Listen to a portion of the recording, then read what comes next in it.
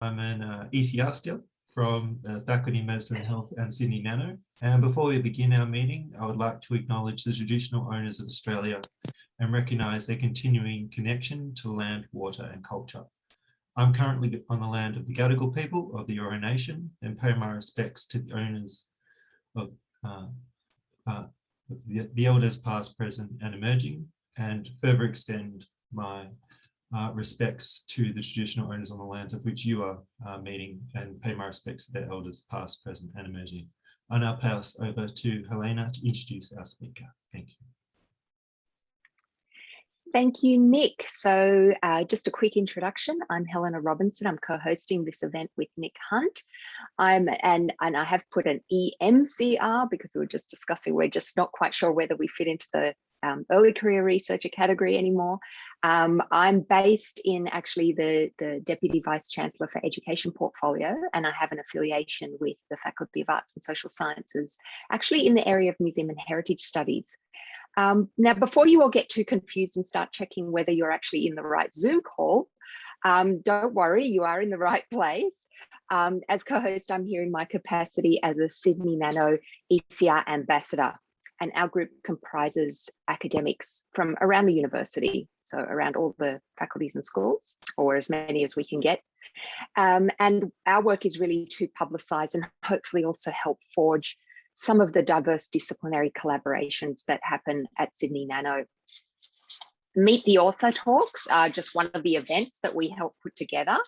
And in this series, we're interested in foregrounding not only examples of inspiring nano-related research, but also the more general lessons we can learn from the diverse research and career pathways of our speakers. And that brings me to introducing today's presenter, Dr. Amandeep Kaur, and her talk titled Chemical Tools for Nanoscale Imaging, the Interdisciplinary Journey of a DECRA Awardee. So Amandeep is a recently awarded ARC DECRA Fellow at the University of Sydney's Faculty of Medicine and Health. And she's leveraged her dual expertise in chemistry and super resolution imaging technology to find new ways of detecting the onset and progression of some of our most common and vexing diseases.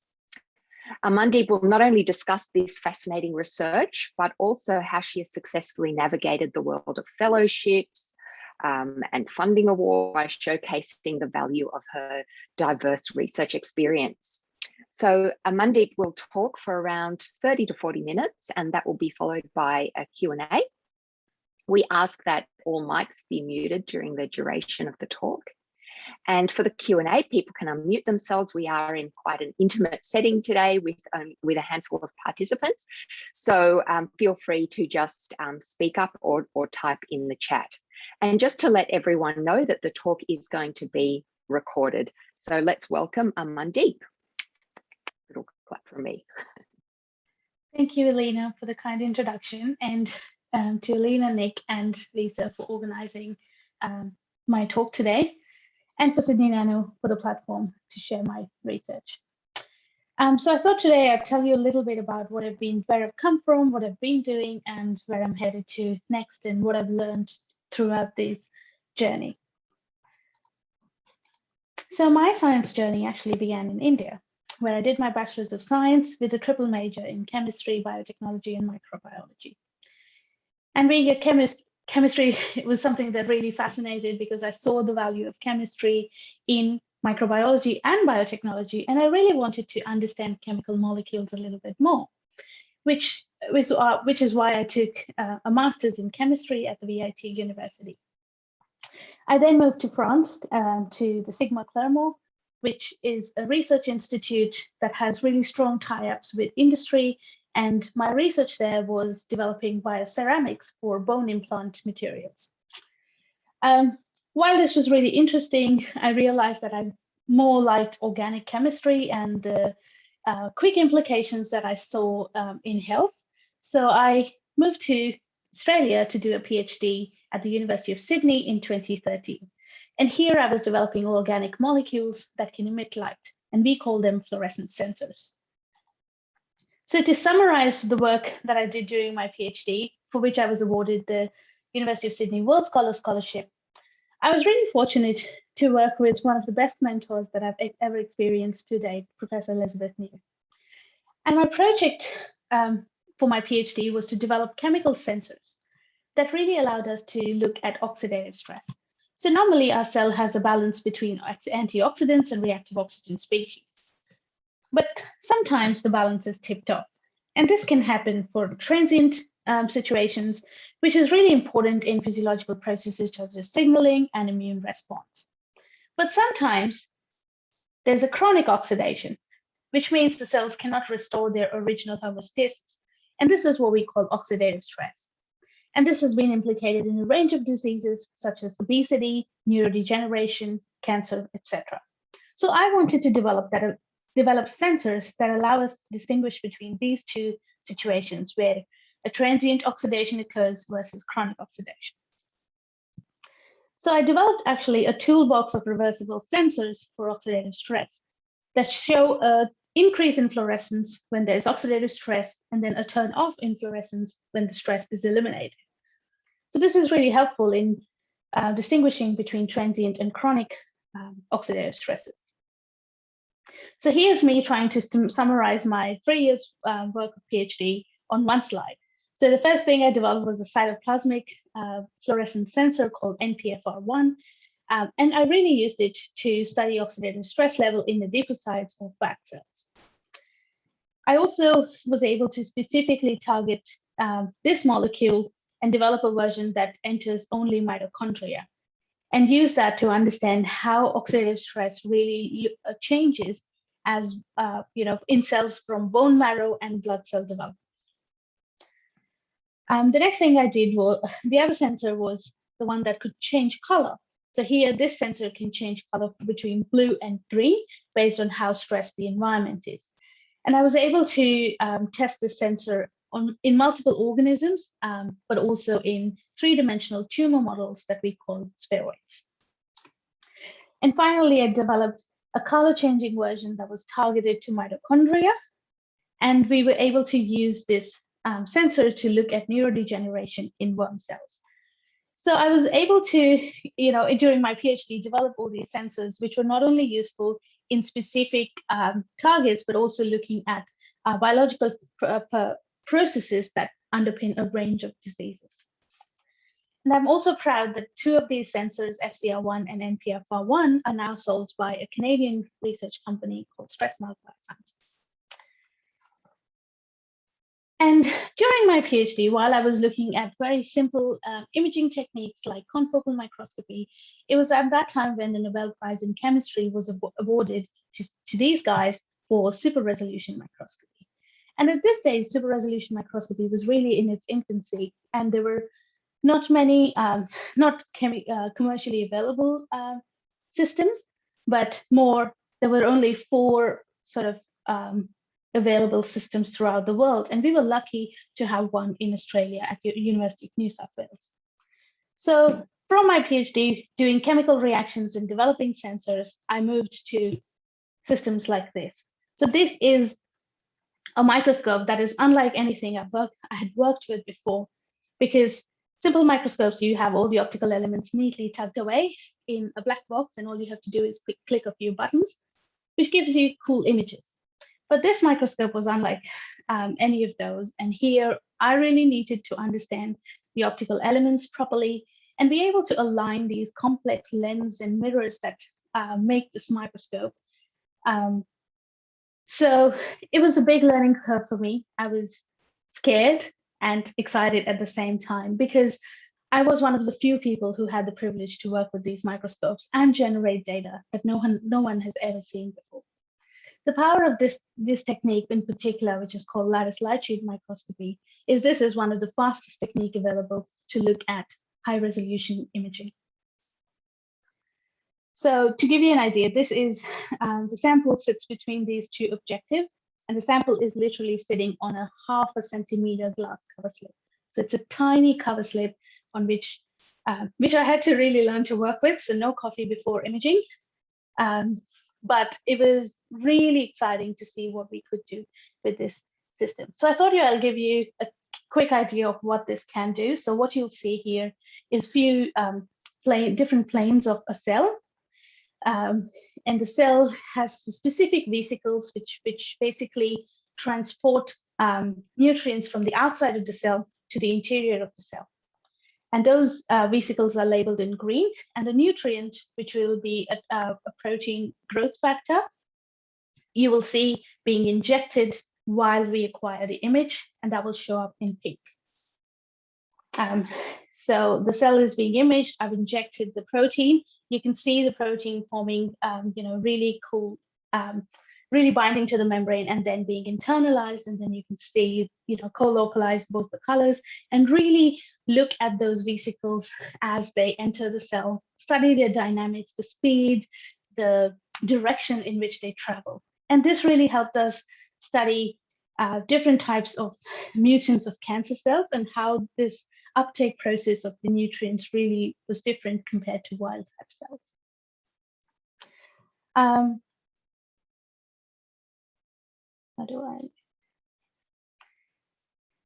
And we can then look at individual cells in multiple angles and do this in virtual reality as well. And we can really track down individual vesicles and study them at a much cleaner level and look at their directions, angle, and speed of at which they're moving. So this was really cool, and I was really privileged to have worked with these type of systems. But one trouble that we always had is we had to compromise so many experiments and the type of data that we could get, because all the fluorescent sensors or fluorescent proteins that we use, they were either really poor in terms of their stability or their compatibility with other techniques. And also, when using fluorescent proteins, they usually altered the behavior of wild type proteins that were not naturally present in the cell. So this got me thinking, I have training in chemical sensors. I can make molecules and direct them to specific biological targets. So I thought I'm in a good position to use my understanding of developing chemical sensors as well as working with nanoscale imaging to really bring together a project to develop new sensors that are applicable in these advanced imaging techniques. So it was that project that I had written for the University of Sydney Fellowship that I was awarded in 2018. So I had proposed to develop chemical sensors to look at super resolution imaging of amyloid proteins, because amyloid proteins are not only toxic, but they can also be functional. And I was really excited to see how we could study the molecular nanoscale differences between the toxic and functional proteins. It was the extension of this project for which I was awarded the ARC DECRA last year. I thought I'd take a moment to highlight certain aspects of my DECRA that I think helped me become successful. The first thing that strikes when we look at ARC DECRA is that this funding scheme is really directed to leaders. So you really have to highlight your leadership skills or show the panel that you are truly a leader. And one way that I did was to propose an innovative cross-disciplinary project where I was developing chemical sensors from my expertise in PhD for super resolution imaging technologies, which I developed during my postdoctoral research. And the opportunity that Sydney Uni Fellowship gave me was to really establish the proof of concept. I really had data to show that, okay, the way I'm thinking this is going to work, it can work. So I had little bits of preliminary data that really helped me bring together this cross-disciplinary project that I was proposing. Again, from my experience, I really highlighted that I really understand how to make chemical sensors, how to target them for specific biological purposes, but I also understood how to apply these chemical sensors to understand complex biological systems and use really advanced imaging techniques that allow me to look at different systems in different perspectives, because sometimes you want to really localize the molecule in space. And in other cases, we really want to image really fast. So whether we are achieving high resolution in space or time are two different areas that can solve completely different questions, but for a specific purpose. The other important thing that I really strongly agree with is having a strong environment that really supports your project. Why are you there where you're there? Why have you chosen, of all the places in the world, to do your research at that particular institution? And for me, it was hard because it was hard to argue, because not only for my University of Sydney Fellowship, but also Usyd DECRA, why am I coming to the same institution where I did my PhD? But when I looked at it, it was the perfect place, because we had super resolution expertise. Here we had the instruments, we have world-leading researchers in chemical sensing, but also neuroscience. And it was great for my application that I could identify mentors in chemistry, in amyloid proteins or amyloid biology, as well as neuroscience. And this really, helped show the panel that I can really do what I'm proposing to do, because I'll have this support network and experience around me. I think the other thing that I feel was important to highlight in my application was I did lose momentum because of crossing disciplines. My research, at the end of my PhD, I had 18 publications, but at the end of my postdoc, I only had 2. So this really drastically decreased my productivity, but it also helped me set myself up for, leading a completely innovative project where I could use my experience from these techniques. So sometimes it's okay to take a step back in order to really move forward. The other thing that I felt that I highlighted in my application in a more non-traditional way is I worked with early career researchers during my PhD and postdoc. Professor Liz New is obviously a superstar now, but when I started my PhD, I was her first PhD student. So she was an early career researcher then. And it was the same. I was the first postdoc of the principal investigator that I worked for during my postdoctoral research. And this is really, there are 2 ways to look at it. It can help you understand how to lead and establish new research projects, but also how to run a lab. Like, you are there with them from the get-go, and it's really helped to pick up how they are really leading their independent research career. So you do pick it up along the way. So I did make a point to highlight that from these experiences, I did learn how to successfully establish projects and also run labs. And highlighting this is particularly important because the panels don't realize, what stage you worked with, the mentors that you did. And the other thing that this brings across is when you're working with early career researchers, it's really hard to pump out papers in Cell, Nature, or Science, as opposed to working with groups that are highly established. So I did not have any publications in Cell, Nature, or Science when I applied for my DECRA, or neither now. So I don't believe that you need these high impact papers. I think what you really need to show is you know what you're talking about and you can really do it. And finally, how this research that I'm proposing will really position the university and Australia as a leader in nanosensing technologies globally. Okay, so I thought I'd now get back to what I'm currently doing. So currently I'm looking at amyloid proteins which are implicated in neurodegenerative diseases. You may have heard about dementia and more common disease called the Alzheimer's disease. And in Alzheimer's disease, we have proteins that aggregate and deposit around neurons as extracellular plaques or inside as neurofibrillar tangles. And this really kills the neurons and therefore results in all the symptoms that we relate to dementia. But all this actually starts with a single protein. So a single protein, for multiple reasons, gets misfolded and starts assembling or aggregating to form oligomers.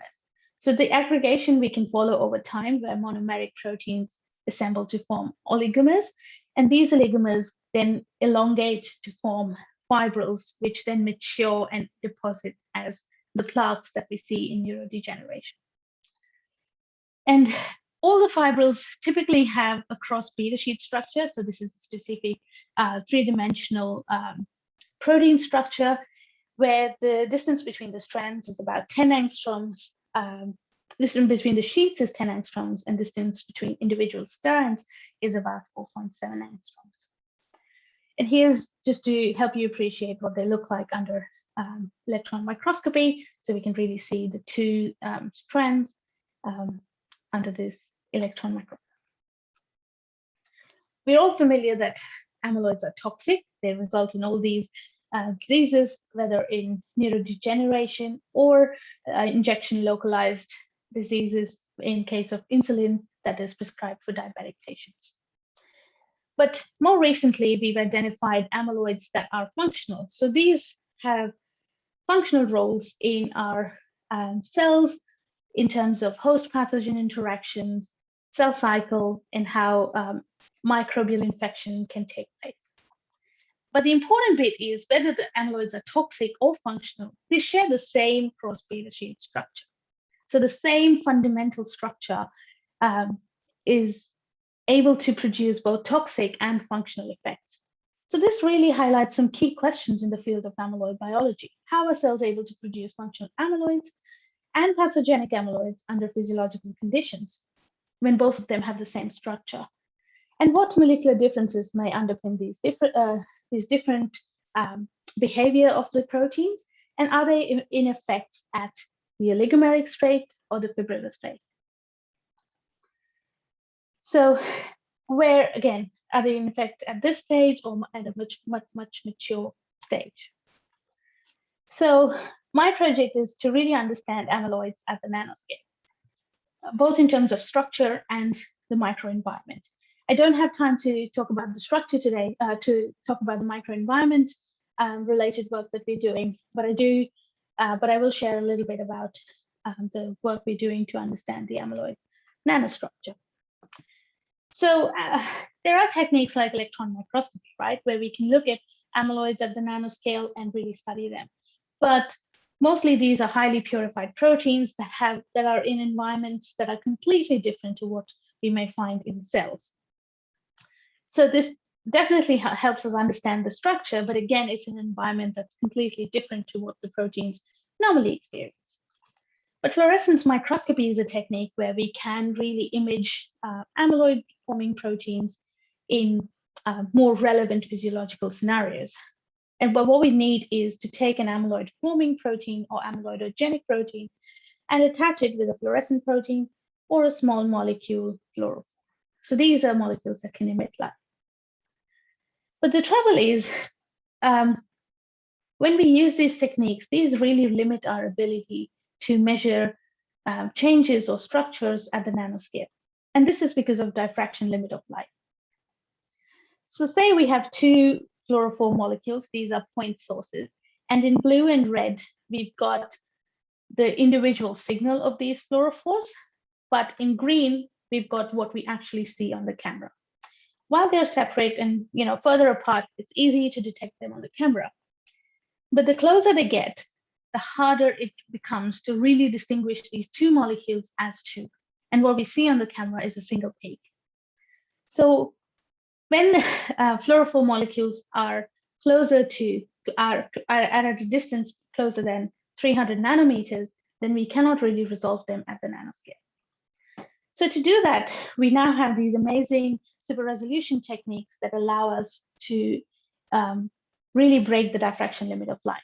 And one technique we use in our lab is DSTOM, which stands for direct stochastic optical reconstruction microscopy. So the way this works is, if we have fluorophores that are really close together in space, as I said, we cannot really resolve the individual molecules. Think about it in a classroom scenario. If all the students are talking at the same time, there's absolutely no way for the lecturer to really understand what's going on. So what we do is, have one person or two raise their hand and then speak up, and then the student and then the lecturer can really understand what's going on.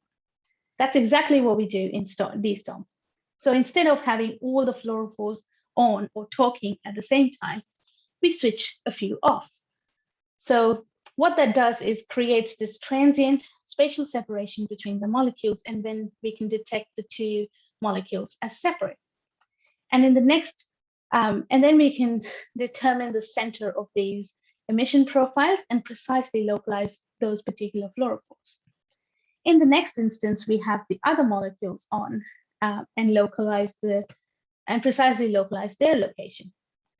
And when we add these localization, instead of this giant blob on the camera, we can now really resolve individual molecules. But we need to do this for about 50 to 100,000 localizations to really build up a decent high resolution image. And the way we really bring about these molecules to switch on and off is by using ultraviolet light and specialized buffer systems. So what you see on the camera is really these molecules switching on and off really rapidly, literally like Christmas lights.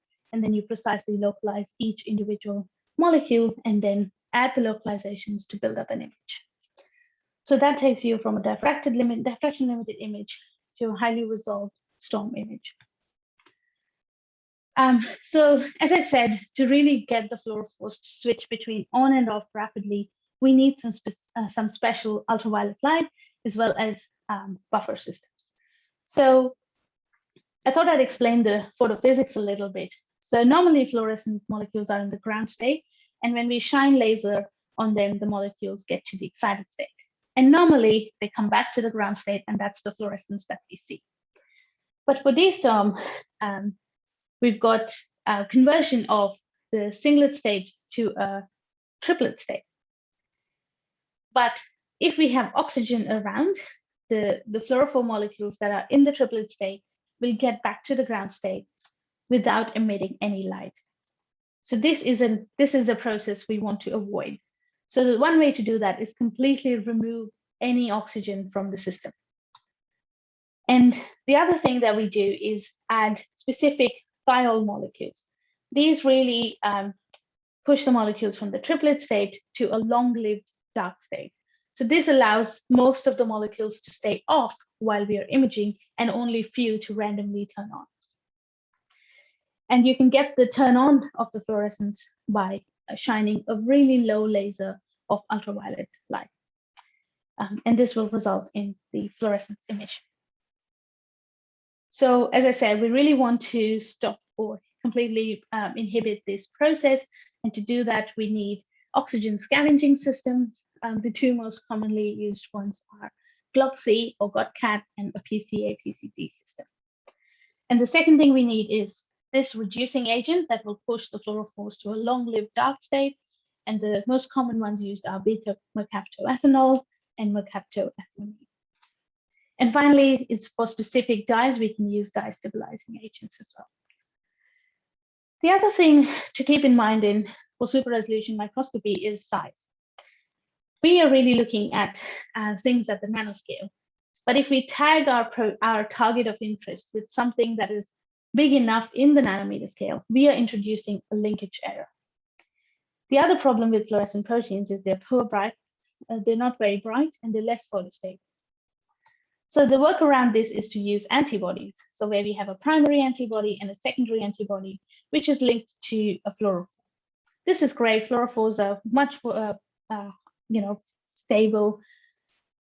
But the trouble is, again, the sheer size of what you're imaging. You're already 15 to 20 nanometers off the target that you're imaging. So we can work around this by using direct small molecule sensors that can recognize the specific protein targets. And the advantage is the size, where this is usually about 10 to 20 angstroms. So how can we design a super resolution amyloid sensor? So the first thing we need is an amyloid binding moiety and link that to a photo-switching fluorophore. So the amyloid binding moiety we chose was Thioflavin T.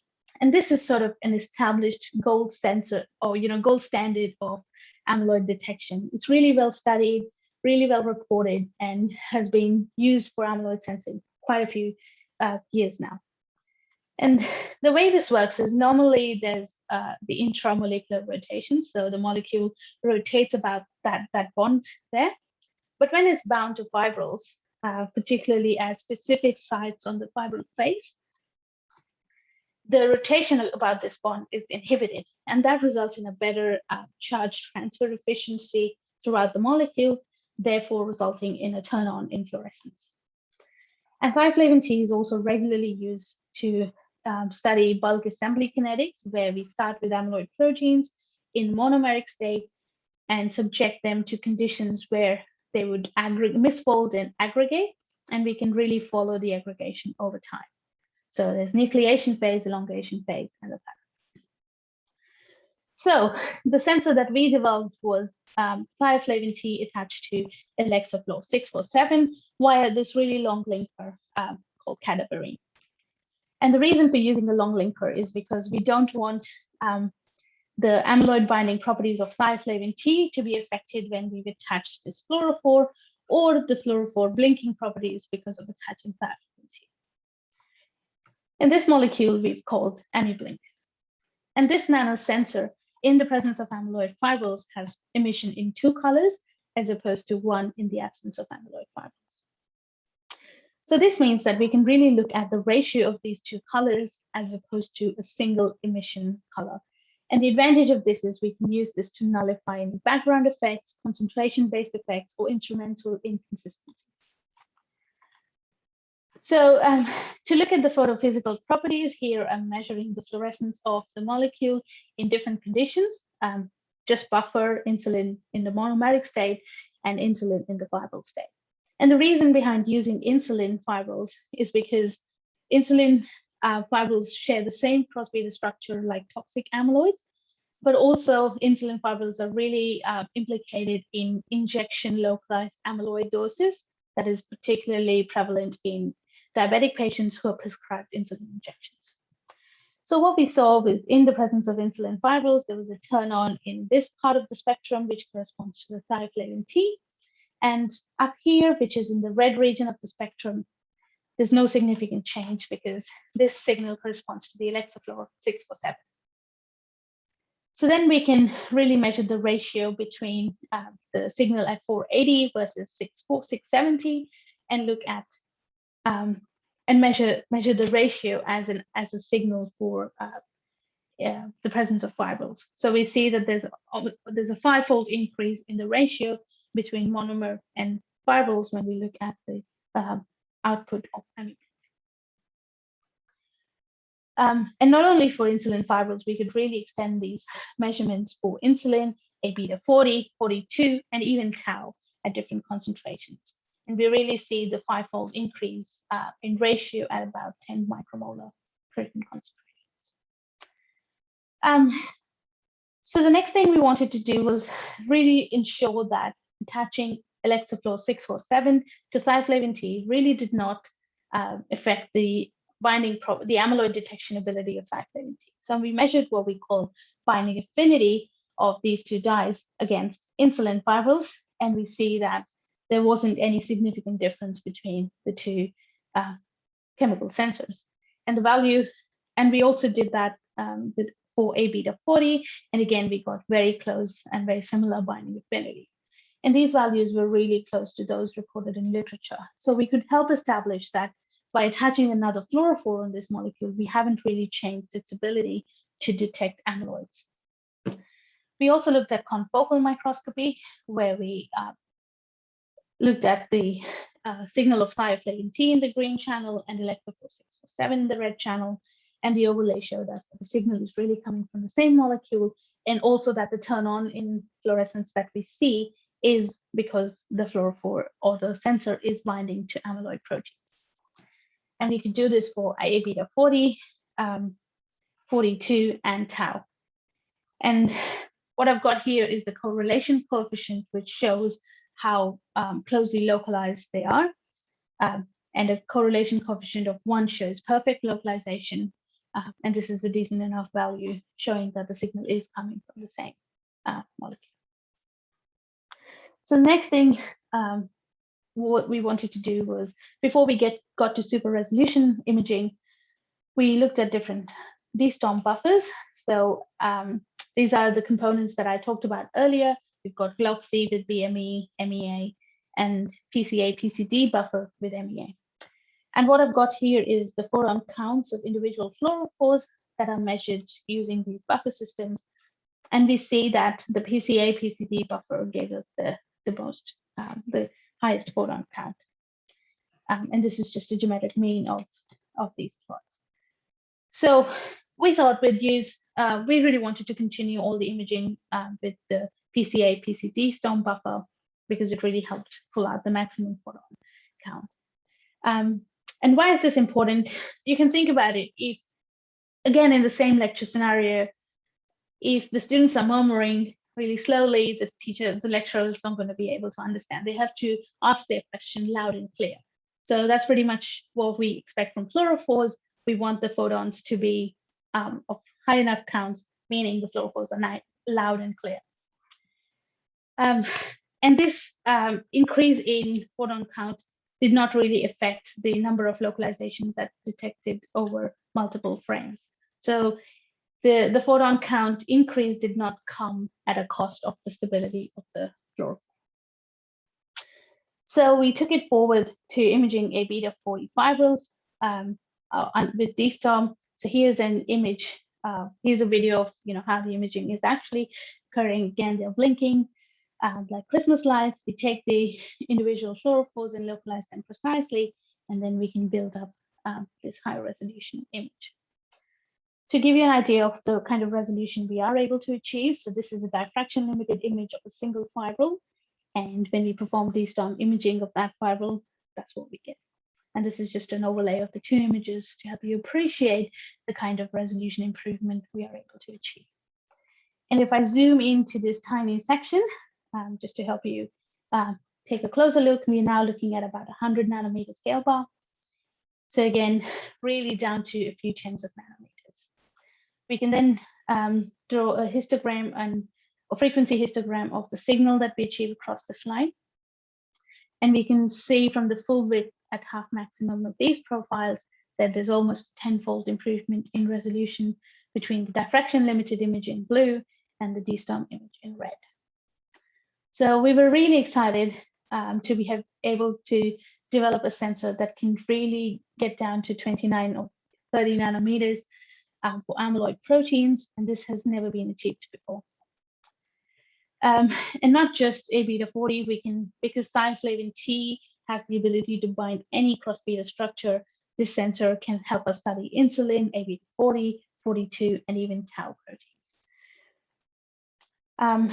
This is another image to show that we can really look at individual fibrils, but also some instances where there is a second fibril growing from the same fibril out, which we call secondary nucleation. And this can really help understand the vigorous aggregation that can happen in physiological settings. So yeah, we can do cool imaging, but what else? So we looked at fibril kinetics. So here again, subjecting insulin monomer to fibril formation conditions and following the aggregation over time. And what we did was take insulin samples from different time points along the aggregation pathway and image them at the nanoscale. So here is images from those 4 different time points, and you can see at much early time points, we've got really small assemblies, and as time goes on, there's elongation and more complicated fibrils that are developed. And a shift is more significant between T2 and T3, where here most of the elongation has occurred. So we thought we'd see if we can pull out any statistical or even quantitative information from these. So we looked at cluster analysis. So based on hierarchical density-based cluster algorithms, which basically take a point, look around the point, and if there are enough localizations around it, it's classified as a cluster. And you can reach boundary molecules where there are no further localizations to call within the cluster, and some localization, if they're further away, they're not classified in the cluster. So when we run this algorithm on our images, each individual fibril sort of gets its own ID number. And for each of the fibrils, we can pull out information about the number of localizations, the skew, which is a ratio of the major to minor axis, length, and even area.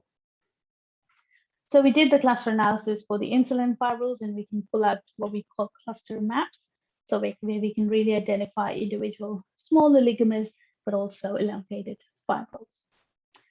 We also did the same experiment for A beta 40, again, pulling out fibril samples at different time points, and then imaging them on DSTOM and generating cluster maps using the cluster detection algorithms. And then for each of those clusters, we can build, get information, extract information about the shape, the length of those individual fibrils at the nanoscale. So here's our data from the quantification that we achieved using this cluster detection method. So at T1, we see the fibrils are, mostly much shorter, usually about 600 nanometers long. And as time points increase, the distribution shifts to the right, meaning the fibrils are getting longer. But notice that the distribution is also getting wider, which shows us that obviously there are still small oligomers present and probably not joining fibrils because of other rate limiting steps and also saturation of the presence of monomers. And the same thing we observe in case of skew as well. But notice the dramatic shift from a zero-tailed distribution at T1, T2 to a two-dimensional scale distribution for T3 and T4. So this really shows that between T2 and T3, that's where the elongation is happening, and there's a shift in morphology from more elliptical structures to elongated ones. And again, we see a similar trend in the area of the fibrils as well. So to conclude, I hope I've shown you AmyBlink, what AmyBlink 1 can do in terms of its ability to detect and resolve amyloid structures at the nanoscale. And also the fact that we can do this more quantitatively through cluster detection methods that can help us really pull out quantitative information about the nanoscale morphologies of the fibrils. And going forward, we're really interested in looking at how different amyloid inhibitors affect the fibril morphology at the nanoscale, but also change this Thioflavin T amyloid binding moiety to develop more specific analogs for, say, A beta versus tau. And then we can really do two-color imaging to really understand how these two proteins may be playing a role in a specific disease. So I would like to thank members of the Sunde Lab who are really the experts in amyloid biology and have really helped me learn about making amyloid proteins and amyloid fibrils and then really studying them, and also members of the new group for helping me develop the AmyBlink sensors. Thank you to the funding agencies and again to Sydney Nano for the opportunity, and thank you all for listening. Happy to take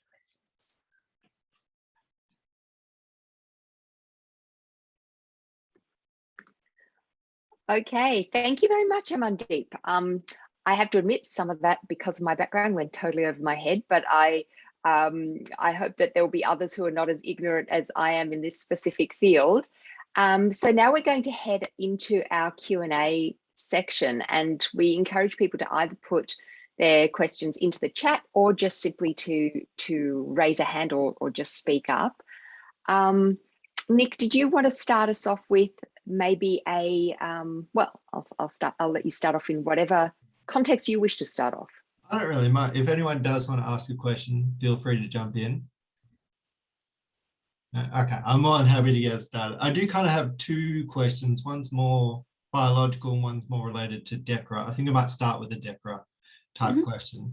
DECRA has a lot of focus on leadership roles, and I was just wondering what type of leadership roles you had within both Sydney Uni and externally that you think might have really helped with your DECRA application.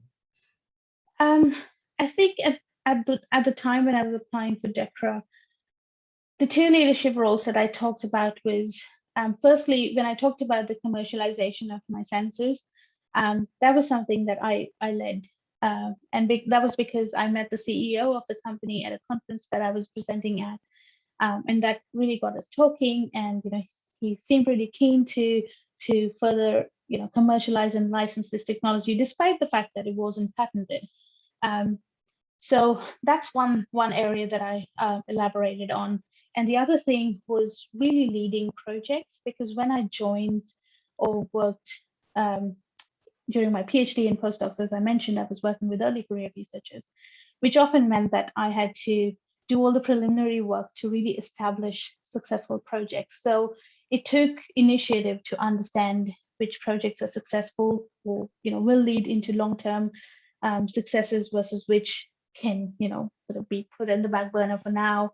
So just sort of those strategic decisions that I had made. I actually had, if you don't mind, Nick, I'm just going to jump in because I also had a question related to the DECRA, since we're on that topic. You mentioned, I guess it predates the DECRA a little bit, you mentioned that there was a bit of a loss of momentum in your publication rate as you did that process of crossing disciplines and of gaining expertise in that new area. And I sort of thought at the time you said that it is kind of an inevitable sort of outcome or side effect of trying to kind of gain knowledge in a new area. But how, I mean, that must have presented you with a sense of risk, or maybe you had perhaps even some second thoughts about it.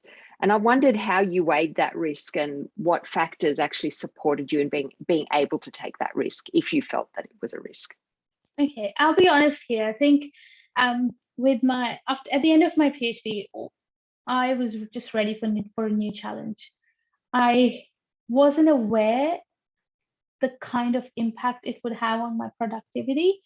I love learning new things. That's just a personality thing. So, and I was really intrigued by, super resolution microscopy, and it was something I really wanted to learn, which is why I, went ahead. It did take courage, because I was often, faced with scenarios where I felt a bit scared of asking fundamental questions to experts in the field. But I was learning, and I think it was important to appreciate that if I don't ask for help, I will not be able to learn. It did take time, and I think it was much further in my postdoc when I actually realized the impact and how much time had already gone without me producing papers. And one thing that really helped was having a productive PhD. Like, I did have significant amount of publications from my PhD. I mean, the fact that I'm working with a new technology, yes, that slows me down. But the other thing is, this is a microscope that not many people know how to work with, and it broke down 2 times during my PhD, and there was complete 6-7 months where we couldn't do any imaging on that system because there was no one available to fix it. So I had to work on other projects that were collaborative and less risky. So I had to make sure that I still was generating data that would lead to productive outcomes. Gunther, you had a question? Yeah. Hi, Amandeep. Great presentation. Thank you for that. Specific question about publications in generally. Do you have a strategy to select the right journal for the right article, or do you go always for the same, or what are the criteria that you select the journal? And was this one right accepted with the first go, or did you try different ones? What's the story about the journal selection? For Amyloid Blink, we've just submitted like less than a week ago to a journal, so it's still under review, but it's on the Chem archives. I think my main goal is to pick journals that will have readership not only in chemistry, but also with biomedical researchers, because they are the ones who will actually use these tools. And this is something I was also really strategic about during my PhD. I mean, when I looked at sensors and studied the literature, chemists develop sensors, they publish in chemistry papers, talk about them in chemistry conferences, and maybe some interdisciplinary meetings. But it's actually biomedical researchers and clinicians who will need to know about these to be able to use them. So what often happens is chemists make a sensor, use it in a very traditional biological experiment, publish it, and that's the end of it. The sensor never really gets used in other really important questions. And that's something I really wanted to change with my sensors. So I've always been proactive in publishing in interdisciplinary journals, but also going to these biomedical conferences. I mean, yes, it really does make me seem like an outsider being a chemist, in these really clinical and medical heavy conferences. But it's an important strategy for me because, as I said, they are the ones who will use these sensors. And I've reaped benefits of this strategy, whether it's through commercializing my sensors and also, sharing my sensors with other biomedical researchers who are really using these to, for a range of applications and generating really interesting data. Thank you. Are there any other questions? Or I might jump in with a more biological based one, because I do love your sensors and the idea that they can have a different rotation or a different formation, and that can elicit whether or not that you might actually get light or not potentially with your sensor. The idea I really thought of was if you're developing fibrils of amyloid, a lot of them are misfolded proteins, and can you use a different binding site for your sensors to be able to tell whether or not they're misfolded or not? Because that would be a really cool thing to be able to see, not so much within clinically within the brain, but within blood and misfolded proteins. And if you could identify that and measure that in real time, that would be really useful for clinicians in a disease that doesn't have a definitive answer until post-mortem. Yeah, that's a really interesting and exciting question, because I mean, I'm working with a research group in the University of Edinburgh who are really looking at, you know, approach in terms of misfolded proteins, and the way we are looking at, because the misfolded proteins can really develop very specific binding sites, which are not very general like amyloid fibrils. What it would need is really small peptides to be able to discover or detect those binding sites. So we are, you know, working towards that approach with them. But again, for me, the priority at this point was to get AmiBlink out, and now with you know, expanding my group, I think I'll have more capacity to really explore those sites. It's such a cool area. Yeah.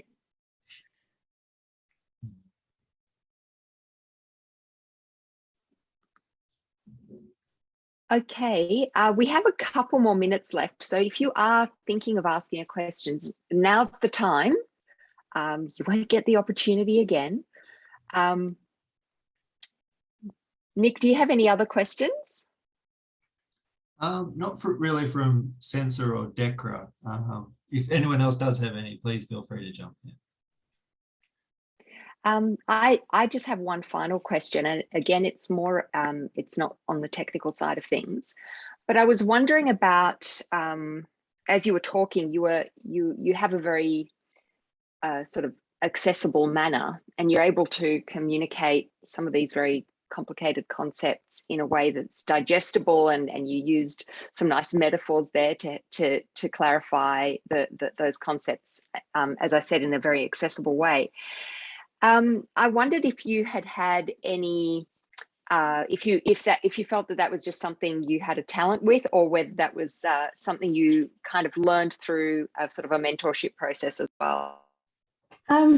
Neither, to be honest. Don't have a natural talent for it. I definitely have had to practice. But I think sometimes, you know, when I want to do certain things, I really like to tap into my own experiences. And when I was studying science, you know, at uni, and you know, during my undergrad, I really enjoyed the lectures where the lecturer made a tangible connection of whatever the concept was to something, you know, that we can really see and you know, get a real sense of purpose of what that is.